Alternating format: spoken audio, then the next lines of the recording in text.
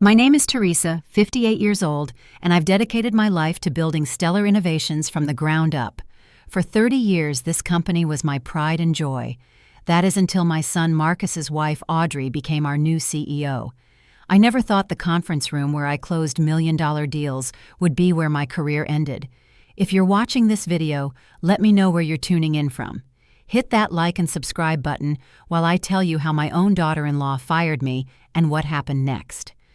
I started at Stellar Innovations when it was just a tiny marketing firm operating out of a cramped office with secondhand furniture and unreliable air conditioning. Back then, I was just a receptionist with big dreams. Every evening after my shift ended, I would rush to night school determined to climb the corporate ladder. Those were exhausting years, but they shaped me into the businesswoman I eventually became. George Wilson, the founder of Stellar, saw something in me that I barely recognized in myself back then. He became more than a boss. He was my mentor. I can still remember the day he stopped by my desk with a stack of marketing proposals. "Theresa, I want your opinion on these," he said. I was stunned that the company founder would ask a receptionist for input, but George wasn't like other executives. "Don't look so surprised," he laughed. "I've seen how you talk to clients on the phone. You understand people. That's something you can't teach." That conversation changed everything.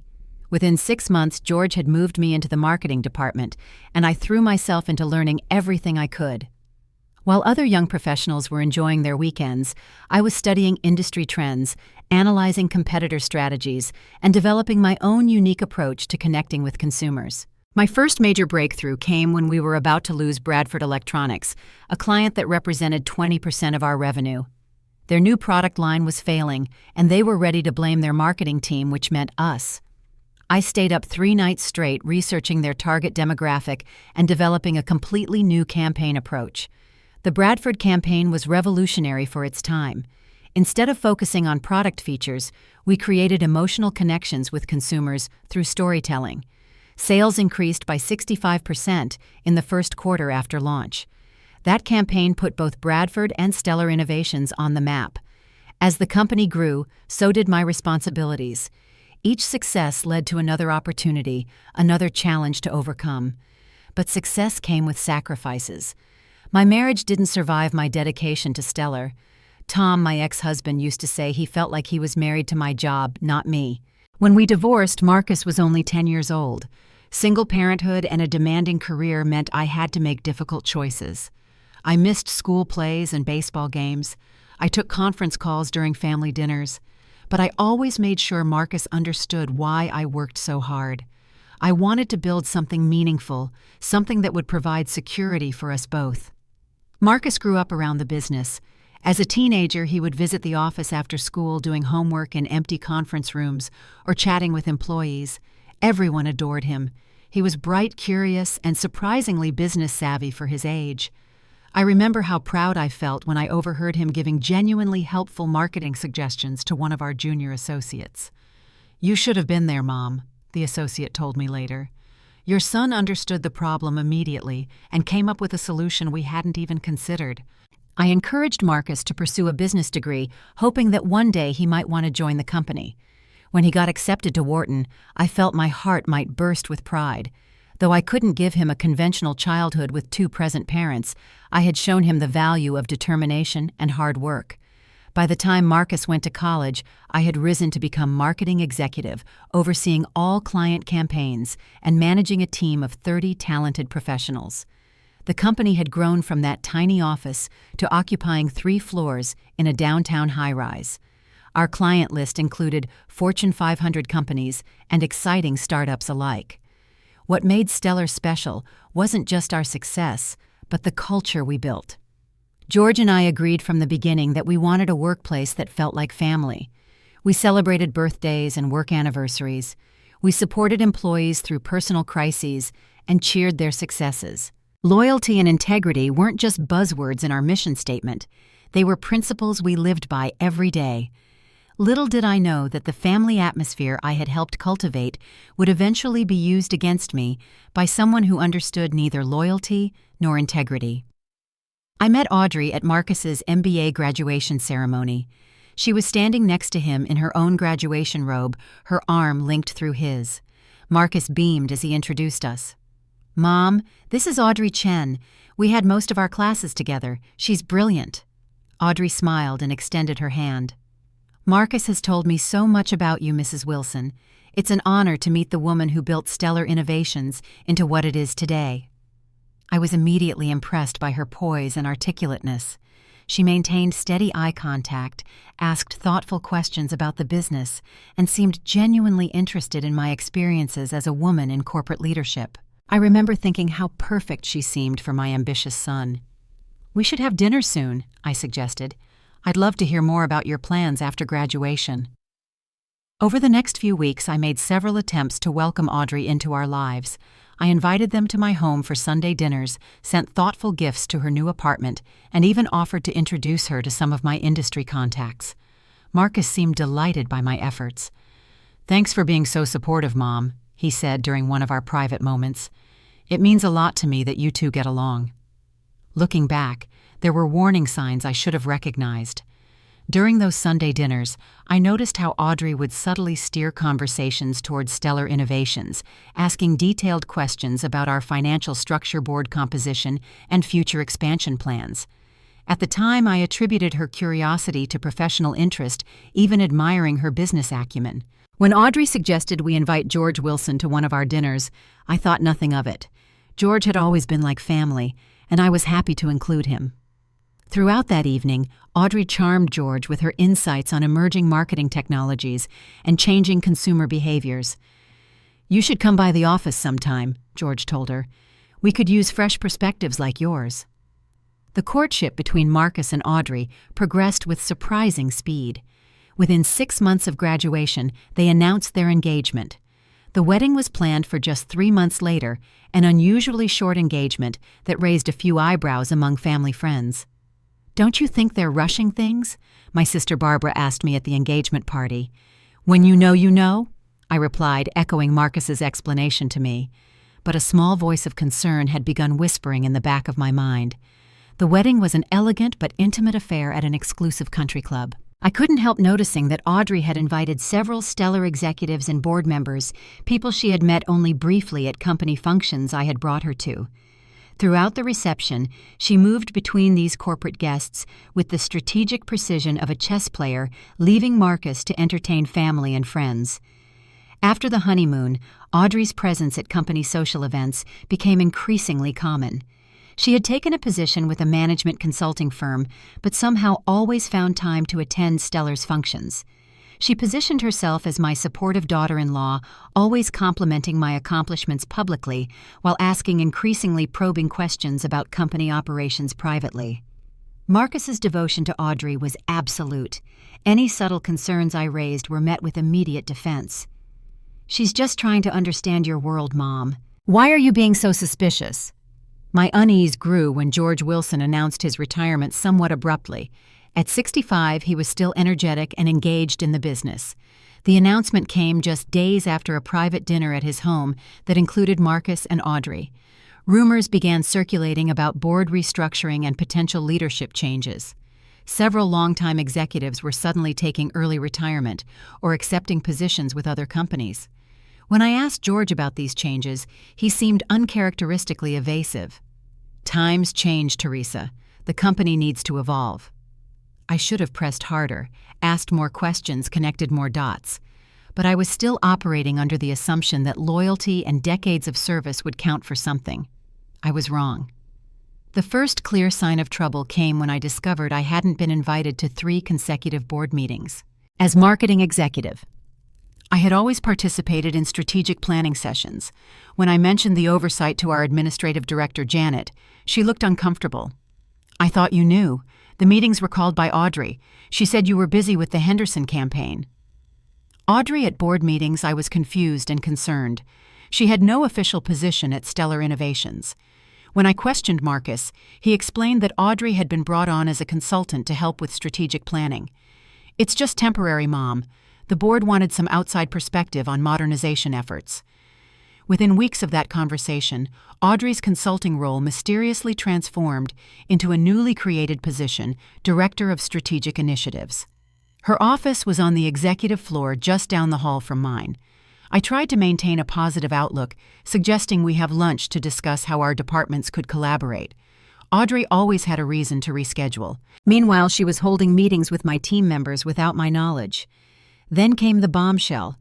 During a routine conversation with our company accountant, I learned that George had sold his controlling shares in the company before retirement. The new majority shareholder was an investment group I'd never heard of, Phoenix Capital Partners. "I assumed you knew," the accountant said apologetically. "The paperwork came through right after Mr. Wilson's retirement party." That evening I did some research and discovered something that made my blood run cold. Audrey's MBA had specialized in corporate restructuring with a thesis on optimizing mature businesses for maximum profit extraction. In business terms, that often meant one thing: strip the assets and sell the parts. The next day, I was walking past the executive conference room when I overheard Audrey's voice through the partially open door. "The legacy infrastructure is holding us back. We need to modernize the company culture." Another voice responded, one I recognized as board member Richard Klein, who had always been friendly to me. "What about Theresa? She built this company with George." "Some people can't adapt to new realities," Audrey replied coolly. "We'll handle that situation when the time comes." I retreated to my office, my mind racing. The legacy infrastructure she referred to wasn't our computer systems or office spaces, it was people. People like me who had built the company from nothing. Over the next few weeks, I tried to protect my team from the changes sweeping through the company. Long-time employees were being replaced with new hires, many of whom had previously worked with Audrey at her consulting firm. Decades of institutional knowledge walked out the door with each departure. Important decisions were increasingly made without my input. Campaigns I had developed were shelved in favor of flashier but less substantive approaches. Client relationships I had carefully nurtured for years were reassigned to Audrey's new team. Marcus became increasingly corporate in his demeanor, even with me. Our conversations, once warm and personal, turned formal and brief. He stopped coming by my office, and when we passed in hallways, he seemed preoccupied. The son who had once looked at me with admiration now regarded me with something closer to pity. One morning, I arrived to find my security clearance had been downgraded. I could no longer access certain floors or file systems. When I called IT, they informed me the directive had come from the top. That afternoon, Audrey implemented a new efficiency policy that required all marketing strategies to be approved by her team before implementation. 30 years of marketing expertise, and suddenly I needed approval from people who had been in the industry for minutes. The isolation was calculated and effective. Former allies became distant, fearful for their own positions. I was being systematically pushed to the margins of the company I had helped build. Still, I persisted, coming to work each day, fighting for my team and our clients, refusing to be driven out. What I didn't realize was that a much more public humiliation was being orchestrated, one designed to remove me completely while making it appear I had failed rather than been betrayed. The email arrived late Thursday afternoon, announcing a company-wide meeting the following morning. The subject line read, "Strategic Restructuring Announcement, Attendance Mandatory." As marketing executive, I should have been informed about any major company announcement in advance, but this was the first I was hearing of it. I spent that evening preparing my quarterly marketing presentation, scheduled for the following week. Our numbers were strong, with client retention at 97% and 3 major new accounts signed in the past month. Despite the obstacles placed in my path, my team had delivered exceptional results. I felt a small surge of confidence. Perhaps these results would remind everyone of the value experienced leadership brought to the company. Friday morning, I dressed with particular care, choosing a navy blue suit that had always been my power outfit. I arrived early, as was my habit, greeting the security guard and the receptionist by name. They both seemed unusually subdued. "Big meeting today," the security guard commented, not quite meeting my eyes. "Apparently so," I replied, "though I'm as curious as everyone else about what's being announced." The conference room was already filling when I arrived. I noticed immediately that the seating arrangement had changed. My usual place near the head of the table was occupied by one of Audrey's recent hires. I took a seat halfway down the table, nodding to colleagues who quickly looked away. The atmosphere was thick with tension. At precisely 9 o'clock, Audrey entered, followed by Marcus and several board members. My son's face was expressionless, his posture rigid. Audrey took her place at the head of the table, the position once occupied by George Wilson, and occasionally by me when leading marketing presentations. "Thank you all for coming," she began, her voice crisp and businesslike. "Today marks an important transition for Stellar Innovations. The board has approved a comprehensive restructuring plan designed to position us for continued success in an increasingly digital marketplace." She clicked through several slides showing organizational charts, market projections, and strategic initiatives. I noticed my department had been completely reorganized on the charts, with several positions eliminated and new ones created. As part of this restructuring, Audrey continued, looking directly at me for the first time, we will be consolidating leadership roles and implementing a more streamlined approach to decision-making. My heart began to pound as I realized what was coming. Effective immediately, the position of marketing executive will be absorbed into the newly expanded role of Chief Marketing Officer, which will report directly to me as CEO. CEO. When had this happened? I looked at Marcus, who was studying the table in front of him, refusing to meet my gaze. "Theresa," Audrey said, her voice carrying clearly through the now silent room. "Your contributions to Stellar have been noted. However, in our assessment, your methodologies no longer align with the company's forward direction." She paused, allowing the humiliation to sink in before delivering the final blow. "We do not want outdated people in the company. Your employment is terminated effective immediately." The room spun around me. 30 years of dedicated service dismissed in a single sentence. Colleagues I had mentored, whose children's names I knew, whose career milestones I had celebrated, sat in uncomfortable silence, unwilling or unable to speak up. "Human Resources has prepared your separation package," Audrey continued smoothly. "Security will escort you to clear out your personal belongings." A security guard I did not recognize appeared at the door. Not Jim, who had worked the lobby for 15 years and who had attended my 50th birthday celebration. This was a new hire, someone with no connection to the company's history or to me. I stood slowly, my legs feeling unexpectedly steady beneath me. Despite the chaos in my mind, one thought emerged with perfect clarity: I would not give Audrey the satisfaction of seeing me break. "I see," I said, my voice calm and measured. "If that is the board's decision, I will of course comply." I looked around this room, making eye contact with as many of my colleagues as would meet my gaze. "It has been an honor to work with most of you. I wish you all the best." The walk to my office felt endless whispers following in my wake. The security guard stood at my door while I mechanically began packing personal items. 30 years of memories reduced to what would fit in a cardboard box. The family photos industry awards the handwritten note from George Wilson congratulating me on my 20th anniversary with the company.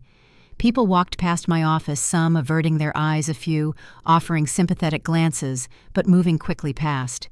No one wanted to be associated with the fallen executive. No one wanted to be next. As I placed the last item in the box, a framed photo of Marcus at his college graduation, I felt a strange calm settle over me. I had lost my job, my professional identity, and in many ways, my extended family, but I had not lost my dignity. I looked up to see Audrey standing in the doorway watching me with cold satisfaction. "The car service is waiting downstairs," she informed me. "I'll need your security badge and company phone." I handed them over, then picked up my box of belongings. As I walked past her, I paused and smiled. "Good luck," I said simply. Her expression flickered with momentary confusion at my composure. She had expected tears, perhaps pleading or anger. My calm acceptance seemed to unsettle her more than any outburst would have. As I turned toward the elevator, a commotion near the reception area caught everyone's attention. Marcus was striding down the hallway, his face flushed with what appeared to be anger. He stopped abruptly when he saw me holding my box of belongings, the security guard hovering nearby. "Mom," he said, his voice a mixture of confusion and dawning horror. "What's going on here?" "What does it look like, Marcus?" I replied, maintaining my composure. "I've been terminated. Your wife just announced her position as CEO and fired me in front of the entire company." Marcus turned to Audrey, disbelief written across his face. "You did what?" Audrey's professional demeanor faltered momentarily before she regained her composure. This is a business decision that the board approved. We can discuss this privately later. My office. Now. Marcus's voice had a steely quality I had rarely heard before. He turned to the security guard. You can go. My mother won't be leaving just yet. Inside my office, which was already beginning to feel foreign to me, Marcus closed the door firmly. Audrey straightened her jacket, clearly preparing for a calculated defense. This is outrageous, Marcus began, his voice controlled but intense. I was told there would be restructuring, but firing my mother without any discussion or transition plan, without even consulting me. The decision was made by the board, Audrey replied smoothly. Your mother's methods are outdated. The quarterly numbers support this conclusion.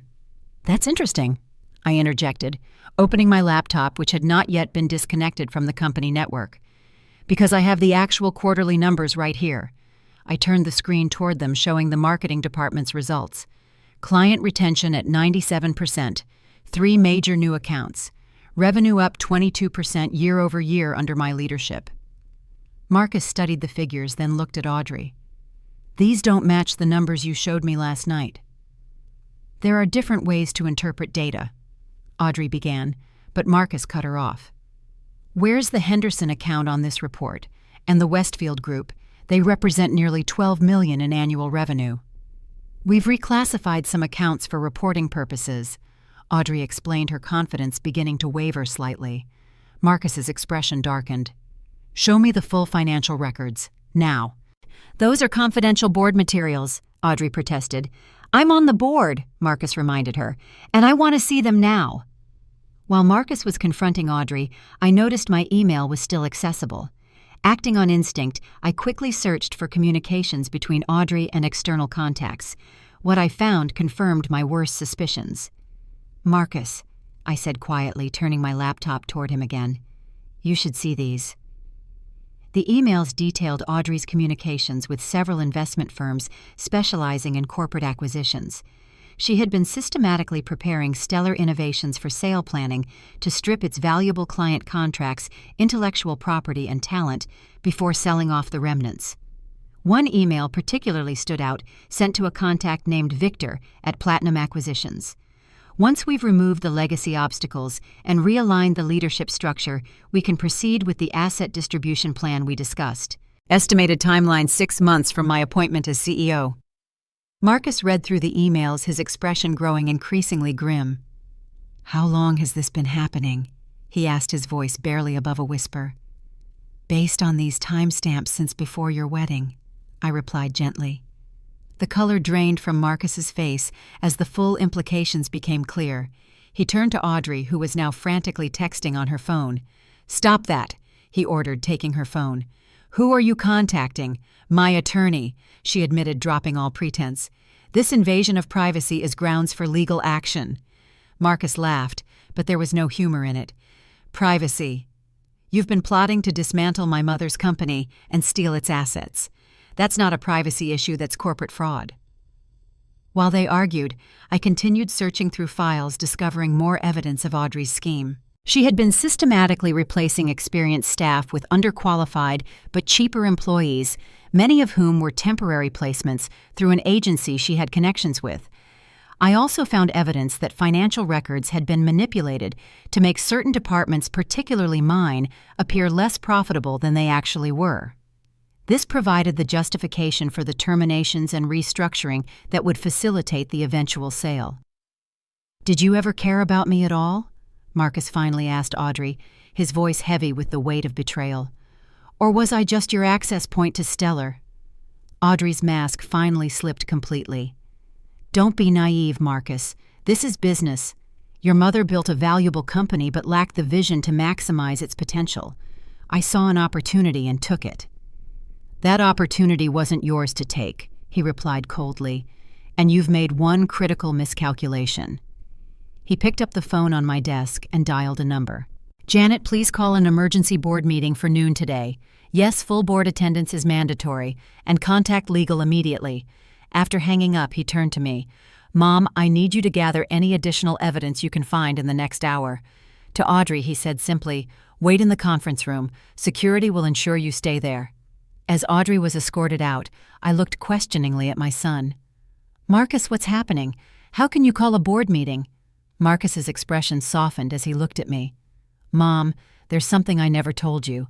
After Dad left, and I saw how hard you worked to support us, I made a promise to myself that I would always protect what you built." He pulled out his phone and showed me documents I had never seen before. When George decided to retire, he came to me first. He was worried about outside investors taking over, so I created an investment group with my own funds. Phoenix Capital Partners is me mom. I stared at him in shock. "And you're the majority shareholder. But how? Where did you get that kind of money?"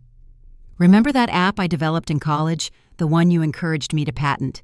It sold for a lot more than I ever told you. I've been investing successfully for years. I have the resources to protect Stellar, and I've been watching Audrey's moves, carefully gathering evidence. I just didn't think she'd move against you so quickly or publicly." For the first time that day, tears threatened to spill from my eyes.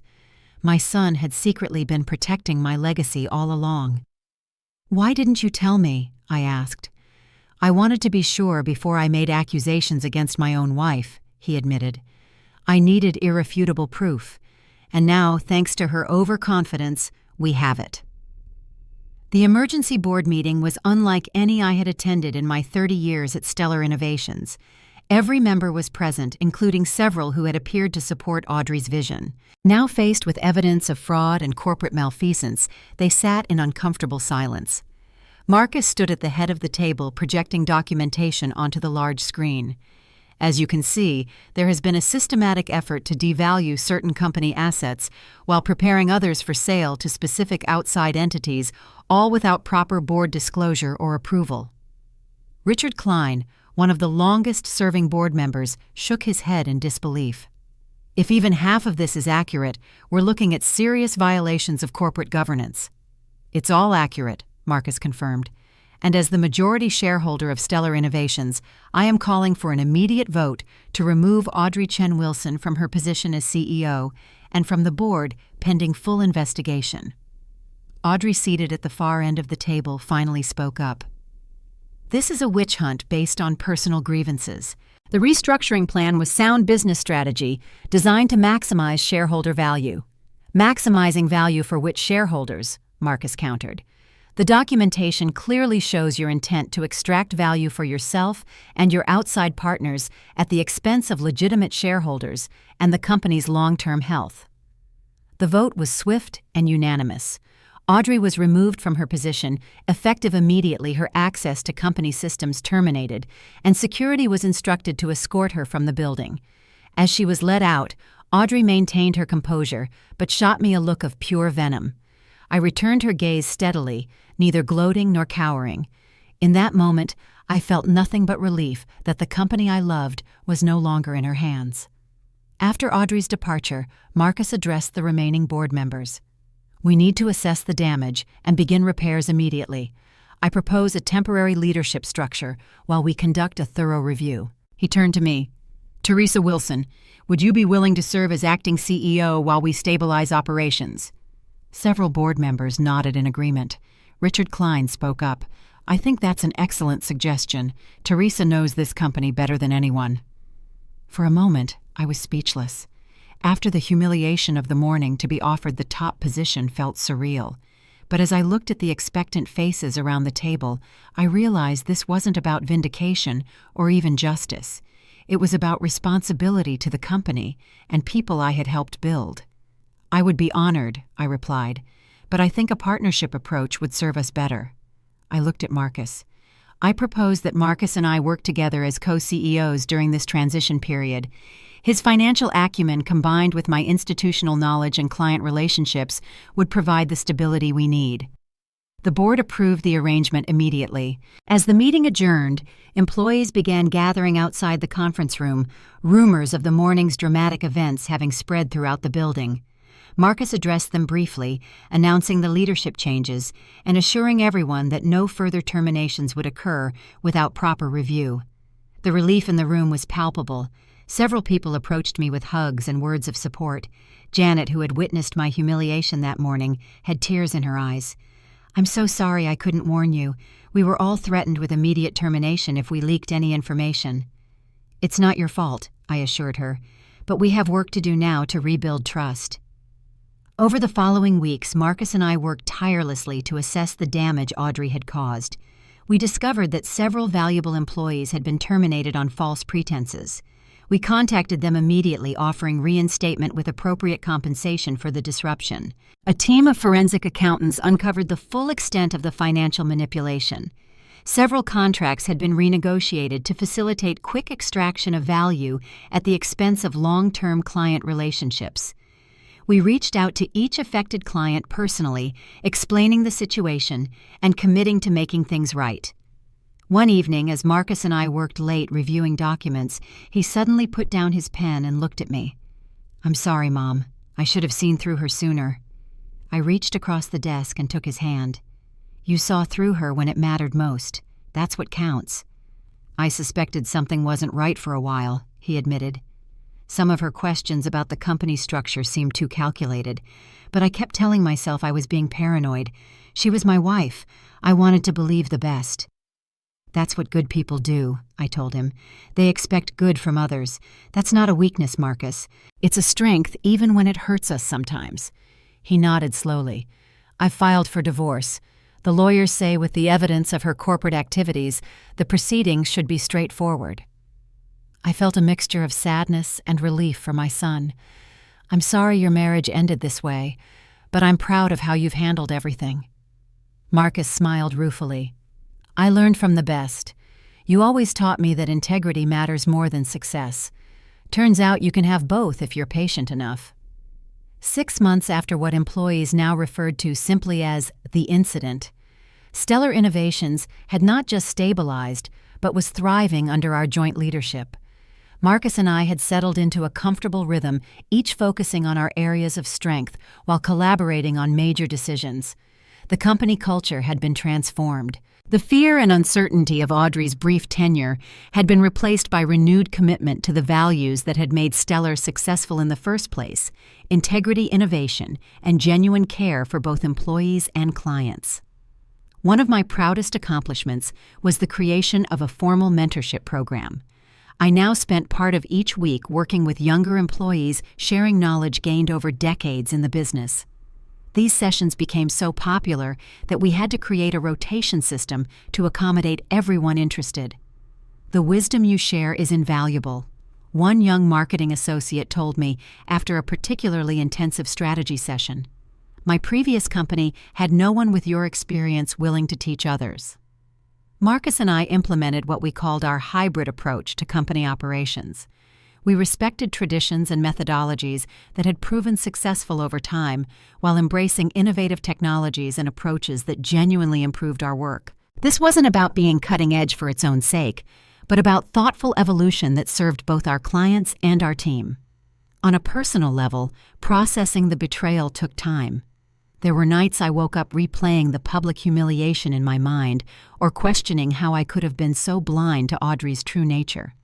I started seeing a therapist, something I had always been too busy for in the past. "Betrayal trauma is real," my therapist explained during one session, "especially when it comes from someone you welcomed into your family circle.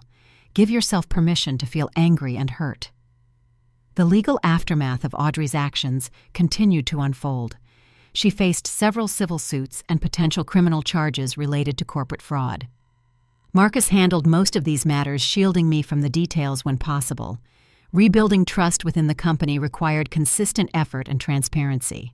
We instituted monthly town halls where any employee could ask questions directly to leadership. We created anonymous feedback channels and took the input seriously, implementing changes based on legitimate concerns. "People are still healing," Marcus observed after one particularly emotional town hall. "Trust is easier to break than rebuild." "But worth the effort," I added, watching employees chatting comfortably as they left the meeting, a stark contrast to the fearful silence that had pervaded the office 6 months earlier. One of my most meaningful projects was establishing a scholarship program for underprivileged students interested in marketing and business ethics. Named after George Wilson, who had given me my start, the program provided not just financial support, but mentoring relationships with stellar executives. Creating opportunities for others is the best way to honor what George did for me. I explained to Marcus when proposing the program. Success means nothing if we don't lift others as we climb.